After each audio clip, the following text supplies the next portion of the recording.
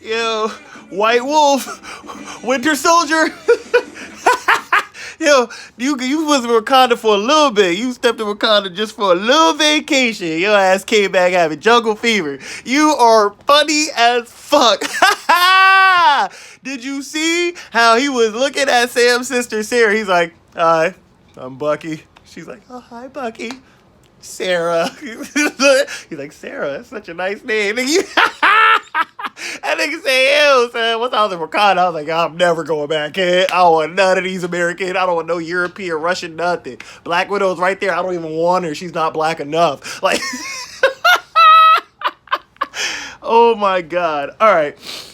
I love this new episode. This is my first episode review. So we're just going to do this quickly. I think I'm going to just do them like this because it's really quick. I don't have a lot to say.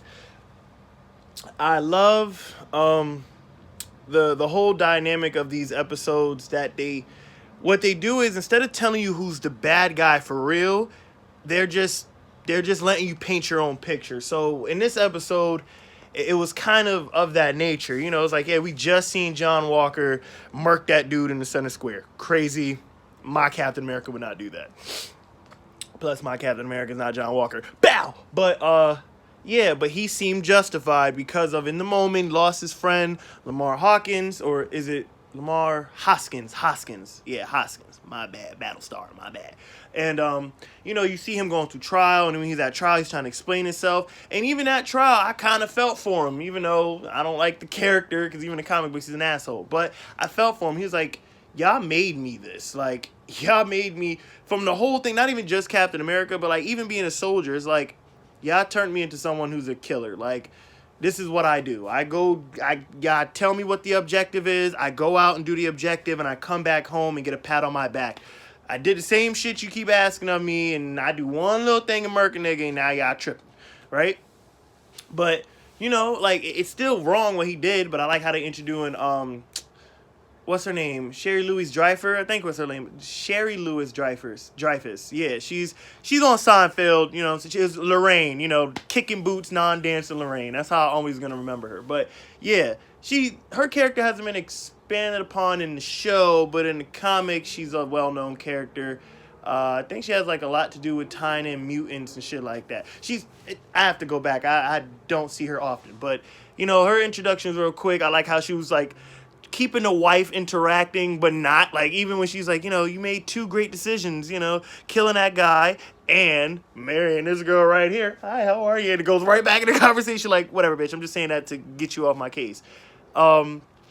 Even John Walker telling Lamar's family, you know what I'm saying? Like, if you see from the perspective, like, the family don't give a fuck that he did it. As long as it was the nigga that killed their kid. And that's where, like, you know, that goes into, well, was he right? Was he wrong? You know, morals, people's views and perspectives on morals. So I like how they're tapping into that. Even when Sam is like, he left his wings. He kind of did a cat move. He left his shield, his wings, you know what I'm saying? And he took the shield, was going to go give it to Isaiah Bradley, but he's also trying to learn everything. And even that, it was like, Isaiah Bradley's perspective of like, yo, he said, don't open that shield. You can keep all that Star Spangled shit. Don't mean nothing to me. Like, he was saying wild and factual things, you know, like, do you think if we was to tell the world now, even today, you think they won't kill me the next day? He said, a black super soldier Captain America, you think they're not going to come after me? He's like, and nobody ever wants that mantle. Like, and if you take that mantle, you're not a self-respecting black man. Like, it was touching on so many, like, real-world aspects of things. Even having,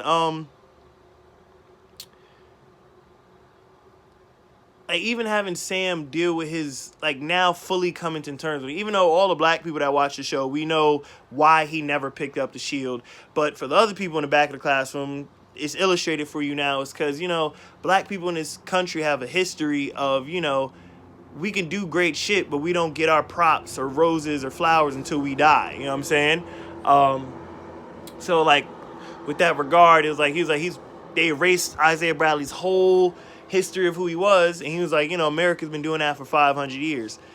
He's not lying, because they don't talk about a lot of our truth of black people and Aborigines and Native Americans and so on and so forth when it comes to history of America. So, like, this show is touching on beautiful perspectives, and it's hitting home. Like, I ain't even gonna lie, when Isaiah Bradley was talking, I was crying. Feel me? Like, A little tear came to my eye. You know what I'm saying? It's wild because I felt it. Like even the actor, I don't know who's the actor playing him.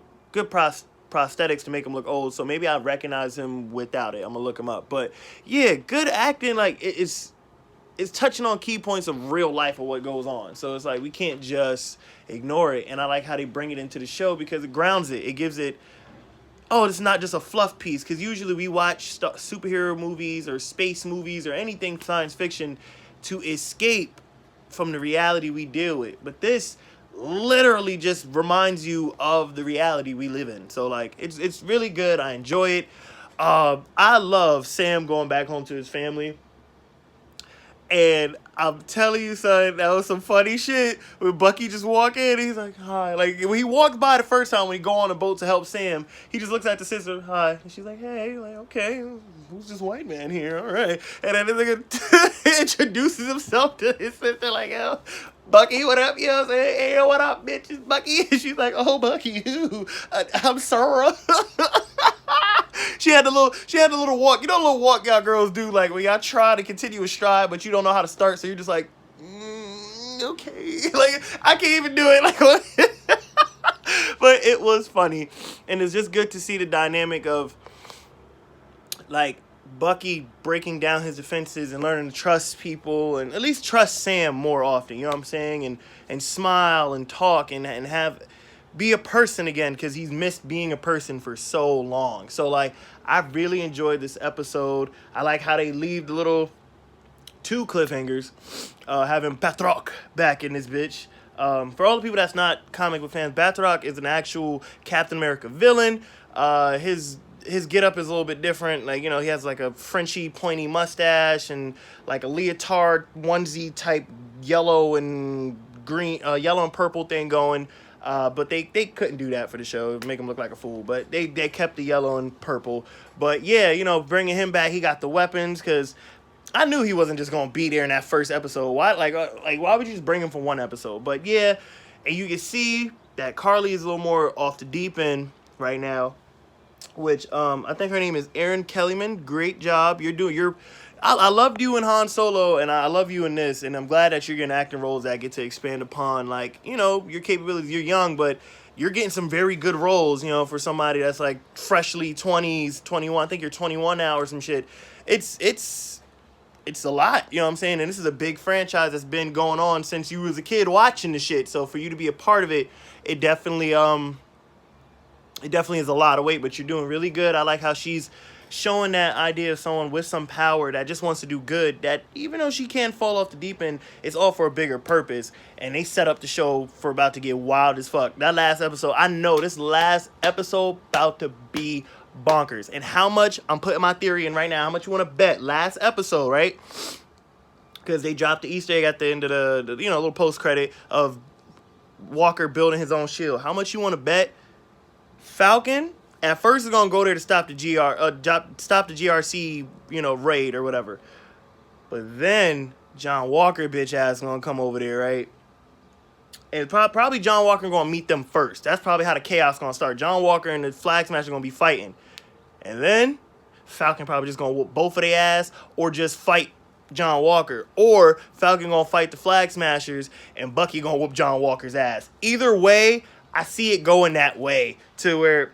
And it might be some shit where Sam might team up with Carly or have her get away, or some shit goes on because John Walker's bugging and he has to save the Flag Smashers and the GRC. You know what I'm saying? So, hey, I can't wait. One more week, and we will see what this all goes on. And I know in that suitcase, I know for a motherfucking fact with no facts to back it up, it's the comic book accurate Falcon Captain America costume in there. I'm telling you, it's something not fully comic accurate, but it's definitely Star Spangled, but majority is white. I guarantee you that's what we're gonna do. Guarantee you. And I am excited to see you, Anthony Mackie, as Falcon America. I don't even call you Captain America. You're either Captain Falcon or Falcon America. I don't know. Or we can call you Black in America. But yeah, that's my little review of the episode. I should have said spoilers, but come on now. If you don't have Disney Plus, you need to hurry the fuck up. So, yeah, if you enjoyed my first episode review ever, it's my first time reviewing an episode, hit the like button, subscribe, comment, tell me what your favorite part of the episode was, tell me what your favorite part of the seasons were, these past episodes of this season and the first season of WandaVision. Let me know what you think, man. Is Marvel on the way to greatness? Because, like, Loki is coming up. I'm super excited. Black Widow, super excited. So, thank you for watching. It's been your boy, the Area 51 Geek Boy, and I'm always Geek Boy.